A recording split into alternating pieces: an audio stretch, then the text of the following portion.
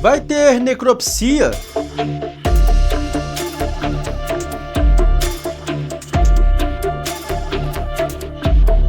Mas precisa mesmo?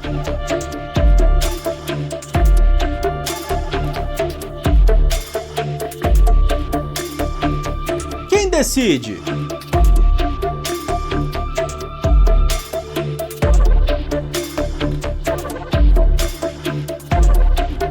Quando é obrigatória?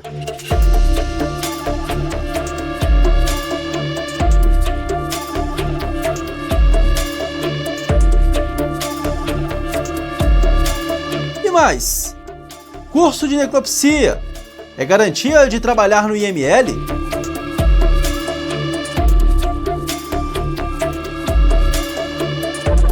Você assiste a partir de agora o que é a necropsia e os mitos mais comuns sobre o procedimento. A palavra necropsia assusta. Muita gente imagina coisa pior do que é. Cria medo, culpa, ou acha que a família vai escolher se vai acontecer ou não. Só que na vida real, necropsia tem um papel muito objetivo. Esclarecer a causa da morte quando existe dúvida suspeita ou quando a lei exige.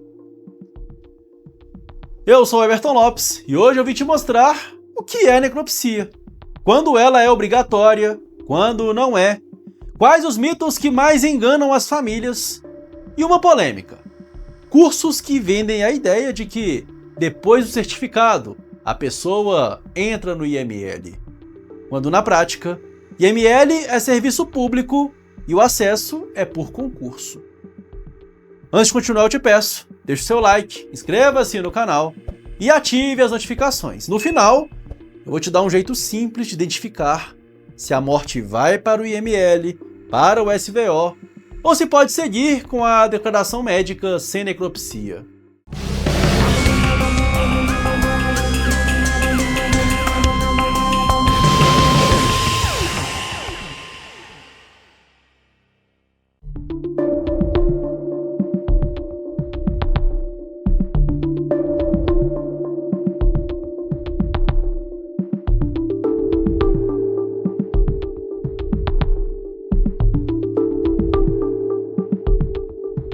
Quando se fala em necropsia, acontece uma certa confusão por três motivos.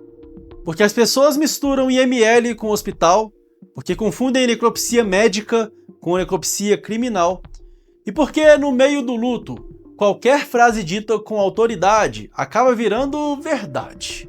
Então, vamos elucidar isso agora com clareza.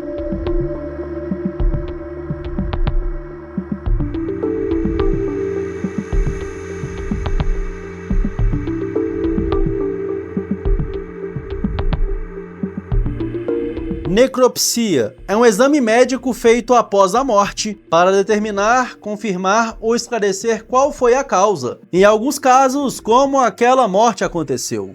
E não existe para punir ninguém, nem para atrasar um funeral por maldade. Ela existe porque, sem causa definida, você tem três problemas ao mesmo tempo: um problema médico, um problema legal e um problema estatístico. E quando existe suspeita de crime, entra um quarto: um problema investigativo. É aqui que vem uma diferença fundamental. Existem tipos de necropsia, e é isso que define a obrigatoriedade. No Brasil, de forma bem didática, você vai ouvir dois caminhos principais. Quando a morte é violenta, suspeita, acidental, com indícios de crime ou sem condições claras, quem assume normalmente é o IML, ligado à perícia oficial do Estado. A necropsia ali é médico legal, serve à justiça e à investigação. Quando a morte parece natural, mas a causa não está clara o suficiente para um médico declarar com segurança, em algumas cidades pode entrar o SVO, o Serviço de Verificação de Óbitos, com uma necropsia clínica para esclarecer causa natural e permitir a emissão correta do documento de óbito. E quando a morte é natural, assistida e bem documentada, muitas vezes não há necessidade de necropsia, porque a causa pode ser declarada por médico. É por isso que, na prática, A pergunta não é, vai ter necropsia? A pergunta é, qual órgão assume esse óbito e por quê?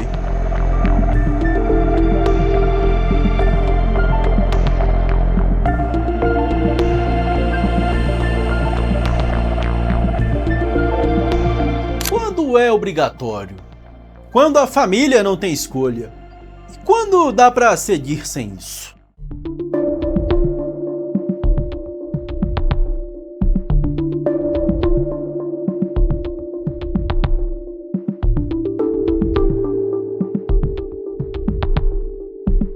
De modo geral, a necropsia tende a ser obrigatória e o corpo costuma ser encaminhado ao IML quando há suspeita ou evidência de que a morte não foi simplesmente natural e esclarecida. Isso inclui cenários como morte por causa externa, acidente, violência, suspeita de intoxicação, situações em que há dúvidas relevantes sobre o que aconteceu, ou quando a morte ocorre de forma inesperada e sem um diagnóstico que feche a história com segurança. Nesses casos, não é uma questão de a família quer ou a família não quer.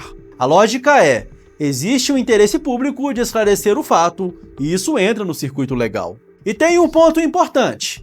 Muita gente confunde dor da família com direito de impedir. Em morte suspeita, normalmente não é assim que funciona, porque a morte vira também um fato de interesse do Estado. Agora, quando a morte é natural e existe acompanhamento médico, histórico clínico e elementos suficientes para um médico emitir a documentação adequada, pode não haver necessidade de necropsia. É o caso típico de alguém com doença conhecida, em cuidados médicos, cuja evolução é compatível com o desfecho, e a causa pode ser declarada sem exigir exame pós-morte. Também existem situações em que a causa é natural, mas não está clara. A pessoa morre em casa, sem médico assistente recente, sem diagnóstico definido.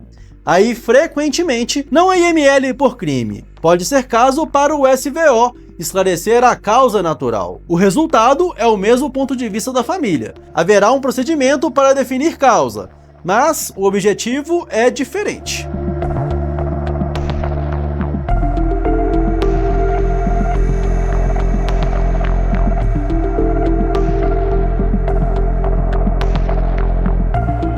A necropsia entrega um laudo com conclusão sobre a causa da morte e, quando aplicável, elementos técnicos sobre circunstâncias. Mas ela não é uma máquina de respostas absolutas para tudo. Às vezes, mesmo com o exame, a medicina trabalha com probabilidades, com limitações, com necessidade de exames complementares. Isso é importante dizer para não virar frustração. A necropsia pode esclarecer muito, mas nem sempre responde a todas as perguntas emocionais que a família carrega. Agora eu vou entrar nos mitos mais comuns, porque tem mito que aumenta o trauma e mito que abre espaço para gente mal informada ganhar dinheiro em cima da confusão.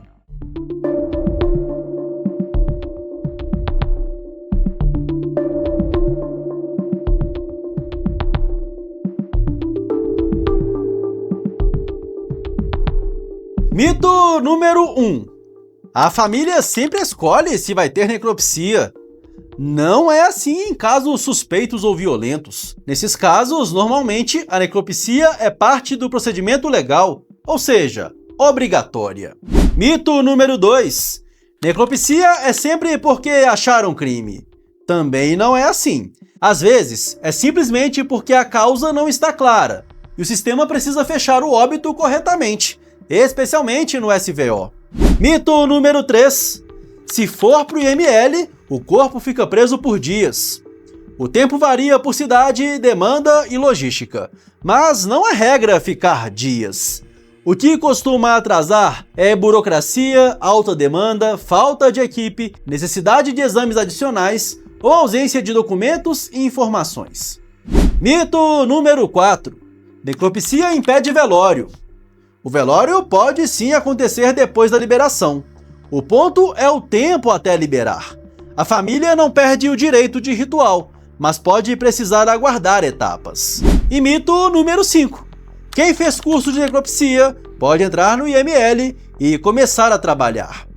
E aqui entra a polêmica.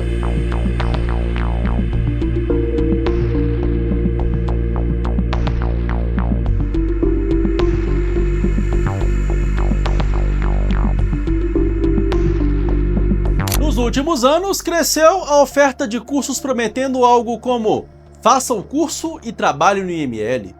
E isso precisa ser dito com responsabilidade. IML é órgão público, ligado à perícia oficial do Estado. Em regra, para trabalhar lá, você precisa de ter um cargo público. E cargo público se ocupa como? Por concurso.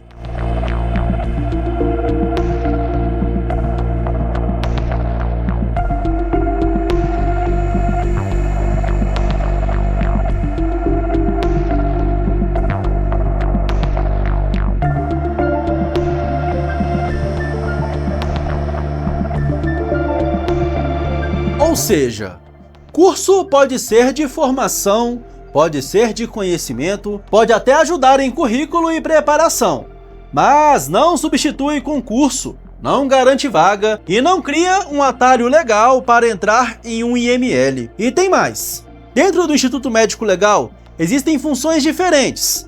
Quem assina laudos médico-legais como perito, em geral, é médico, em cargo de perícia. Outras funções técnicas e auxiliares existem conforme o estado e a estrutura local, mas ainda assim, quando é dentro do IML, costuma ser via edital, com requisito específico, atribuições descritas e vínculo público. Então, quando você deve desconfiar? É quando vem a promessa de entrada certa, acesso garantido, encaminhamento para o IML como se fosse estágio automático. Se não tem concurso, o que existe no máximo é a atuação em áreas correlatas fora do IML, como laboratórios de funerárias, serviço de verificação de óbitos, apoio técnico em saúde, dependendo do caso e da formação exigida. Se a pessoa quer trabalhar no IML, o caminho é sério e simples: acompanhar editais do seu estado, ver o cargo real, escolaridade exigida, atribuições e salários. E claro, estudar para o concurso.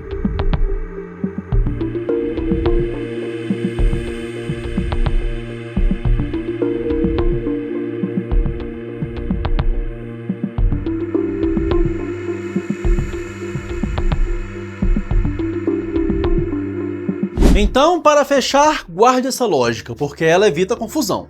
Se a morte é suspeita, violenta, acidental ou sem clareza, com possibilidade de causa externa, o caminho tende a ser o IML. Agora, se a morte parece natural, mas a causa não está clara o suficiente, pode ser o SVO. E se a morte é natural, acompanhada e documentada, muitas vezes nem precisa de necropsia. A documentação médica resolve.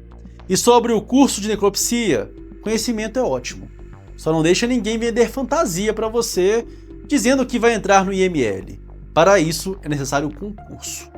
Se você quiser, eu posso fazer um episódio só explicando as diferenças entre IML, SVO, cartório, declaração de óbito e certidão de óbito. Se quiser, coloca aqui nos comentários que eu vou fazer com todo prazer. E comente, qual foi o maior mito que você já ouviu sobre necropsia? Aliás, você já teve a curiosidade de ver uma necropsia de perto? Eu sou Eberton Lopes e esse foi mais um episódio do Vim Te Mostrar, o canal mais curioso do mundo. Um grande abraço, muito obrigado pela sua audiência e até a próxima.